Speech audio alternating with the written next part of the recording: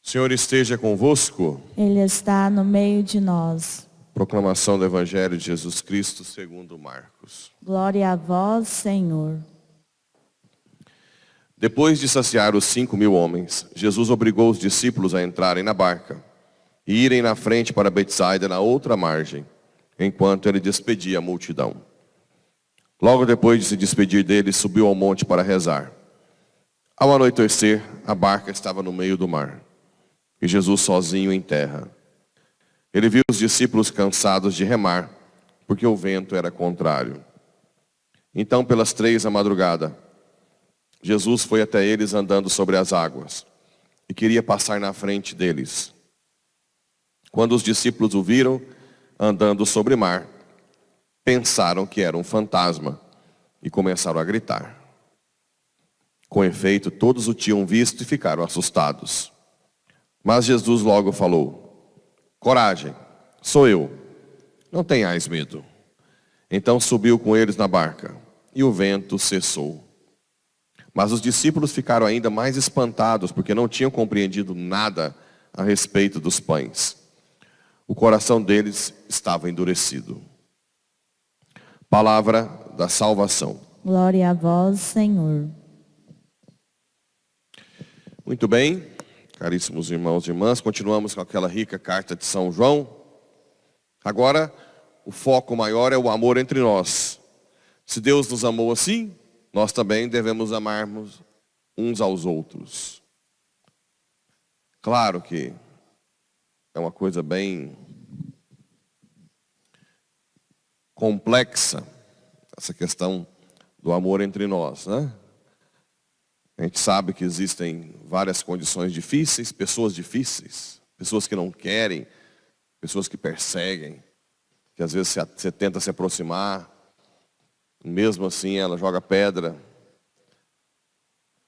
Isso é, quando a pessoa é muito arredia, pode saber que ela é mais frágil por dentro.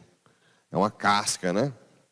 Algumas pessoas que conseguem chegar bem perto do interior, acaba vendo a pessoa muito frágil por trás dessas que são sempre dando patada, né? Mas independente disso, existe um princípio de amor.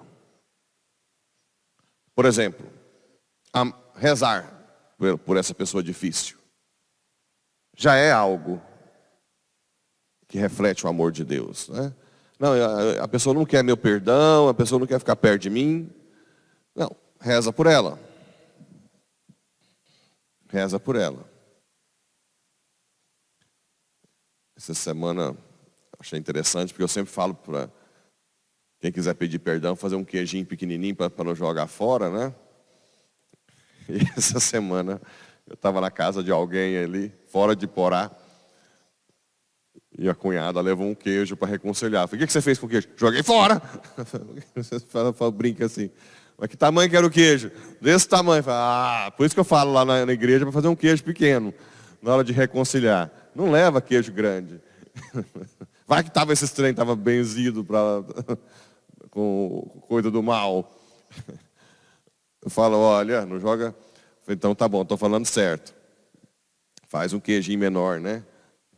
A chance de jogar fora é grande, pelo que eu estou vendo. A estatística é alta. Mas o fato de você querer rezar já é algo pela pessoa. E não é tão fácil assim. Depois, qualquer outro sinal que você vê que está caminhando na sua luta? Você não sentir nada interiormente quando a pessoa chega no ambiente. A meta é essa. Você ir rezando, pedindo a graça de Deus, com pessoas difíceis, estou falando, né? Porque tem pessoas que são espinho, carne de pescoço. Então a meta é que, se você está no ambiente e chega essa pessoa, interiormente você não sente nenhum tipo de repugnância, ou raiva, ou vontade de ir embora.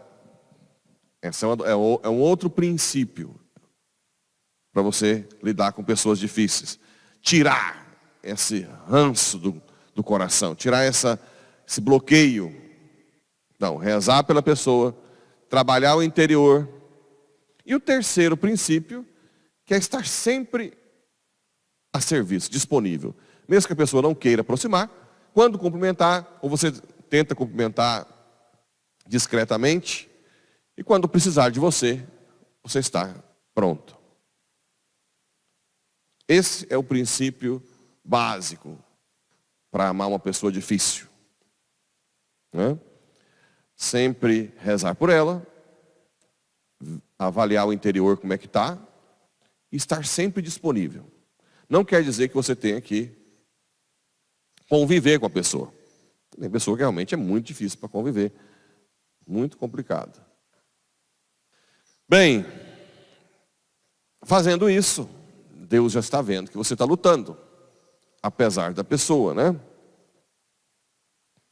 Se nos amamos uns aos outros, Deus permanece conosco. Esse seu amor é plenamente realizado entre nós. Aqui está o outro segredo para nós lutarmos para amar as pessoas difíceis.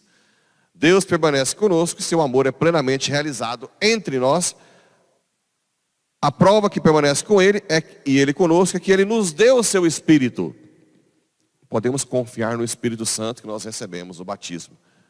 Por mais que seja difícil para nós, peça ao Espírito: Senhor, eu não consigo amar, mas o Senhor pode amar em mim. Eu saio de cena, né? O seu amor. Eu não quero que a pessoa sinta o meu amor, que sinta o seu amor. Eu sei que o Senhor está aqui dentro. Eu não presto, sou um verme, mas o Senhor quis morar nesse verme. O Senhor pode me fazer agir de uma forma que eu jamais conseguiria. Então a confiança da presença do Espírito Santo ajuda muito. Por exemplo, para lidar com pessoas sujas na rua, né? Tem gente que tem dificuldade. Não pode também julgar, você... Não, tem pessoas que têm dificuldade. Assim como tem pessoas com dificuldade de cadeia. Por isso que, às vezes, eu tento não colocar muito, trazer o pessoal de rua aqui para a entrada da igreja, mas mais lá no fundo, porque pode deixar alguém. E a gente tem que aprender a não ficar apontando o dedo. Essa pessoa é elitista, ela não é. Tem pessoas que têm dificuldade, né? Pode ser um trauma de infância, pode ser porque foi assaltado.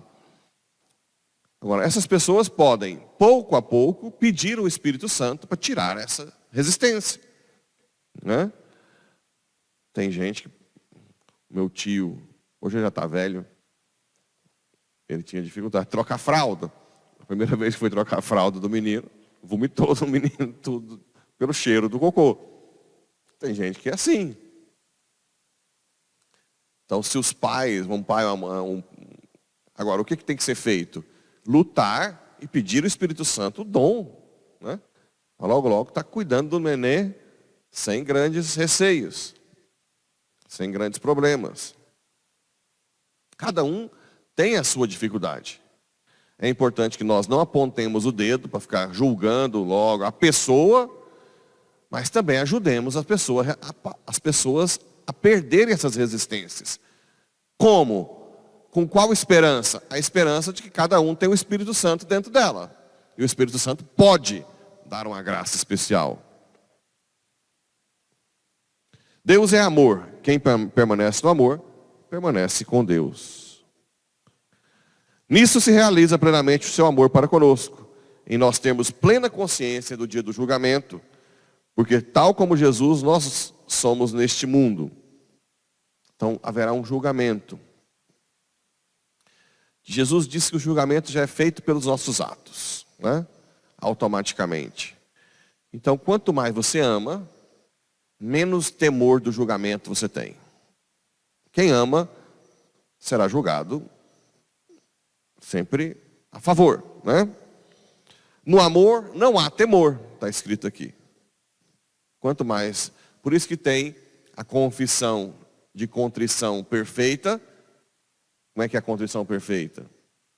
É aquela pessoa que vai confessar porque ama. Né? E a contrição imperfeita é a pessoa que vai confessar por medo da condenação. A contrição imperfeita mantém a pena temporal. A contrição perfeita, não. Né? Já tira. Então, mas eu sei se minha contrição é perfeita ou imperfeita. É difícil saber certeza. Mas quanto mais você ama a Deus, seria mais ou menos você pedir perdão pelo patrão, com medo da punição, ou você pedir perdão à mãe, porque você ama. Né? Entendeu a diferença? Uma contrição imperfeita, ou atrição. A pessoa erra, nossa, eu vou ser condenado, vem e confessa. Ou contrição perfeita, a pessoa erra, nossa, como eu te amo, Pai. Como que eu faço isso por ti? Porque eu te amo. Contrição perfeita. E no Evangelho a gente tem esse momento que Jesus aproxima da barca. Acabou de multiplicar os pães, mostrando o poder que ele tem do nada da matéria. Depois agora ele caminha sobre as águas, domina a natureza, manda parar o vento, assusta o povo. E olha que interessante. Primeiro, antes de ir, Jesus sobe ao monte para rezar. Jesus está sempre rezando. Sempre. Por quê? Apesar de ele ser Deus, a natureza humana dele foi esvaziada, né? Ele quis ser totalmente humano. Então, ele está mostrando o que é necessário para uma pessoa santa viver. Rezar. Está sempre em contato com Jesus. Quando os discípulos viram, ficaram assustados. É um fantasma. E aí vem a frase que todos os papas santos falaram e Jesus falava o tempo inteiro. Coragem, sou eu. Não tenhais medo. Coragem. Temos sempre que ouvir essa palavra de Cristo quando a gente está passando por dificuldade, por um momento difícil, quando a gente acha que não tem mais saída. Coragem, sou eu. A tempestade está ali. Quando ele subiu na barca, o vento cessou. Quando você deixa Jesus entrar de verdade no seu coração, você tira a rédea da sua mão, aquela tempestade passa primeiro no seu coração, que já é uma grande coisa. Mesmo que os problemas estão lá fora, mas se você consegue ter paz interior, você consegue resolver com mais calma. Agora uma coisa para consolar a gente, né? Os discípulos ficaram espantados e não tinham compreendido a respeito dos pães. O coração deles estava endurecido.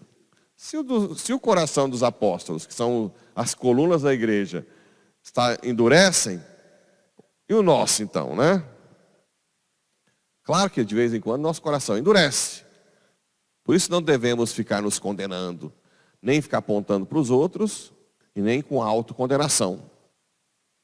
Se você está errando, fraco, Senhor, meu coração está duro, ajuda.